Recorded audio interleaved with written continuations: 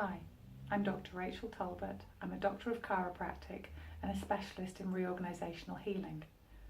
I'm going to share with you the fourth gift of the spine, behaviour. Now, what do I mean by that? One of the best examples I've got is a story that happened to me several years ago.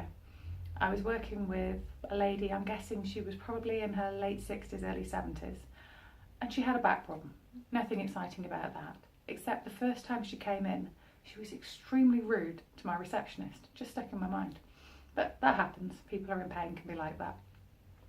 Anyway, maybe 6 weeks, 8 weeks later, I get a phone call and I happen to pick up the phone in the office. And this voice goes, "You don't know me, but you know my mother. You treat her." And I was like, okay. She said, "I have no idea what you're doing, but don't stop. My mum is so much nicer to live with." Now, I never actually met the daughter, but she sent quite a few people to me. But it's a really interesting example. What had happened in the couple of months she'd worked with us was she started being nice to people. Before that, she was rude, she was unpleasant, she was hard work. Now, what could that have to do with your nervous system? Now, from my understanding, it has a lot to do with what we call the autonomic nervous system, which is the subconscious part of your nervous system that decides whether the world is a safe place or not.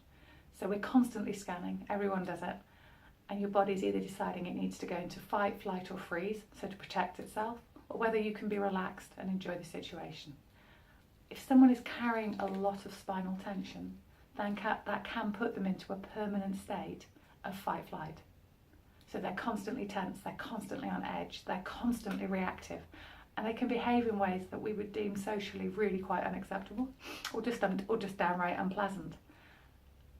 So as people unlock the tension and tone in their spine, that can change how they behave, how they respond to the world, how they react to people, how they react to situations. It's probably something most people haven't thought about, but for me it's super important how we go through life, because how we go through life has a huge impact on how we can affect other people and how we can share our gifts with the world. Thank you for listening.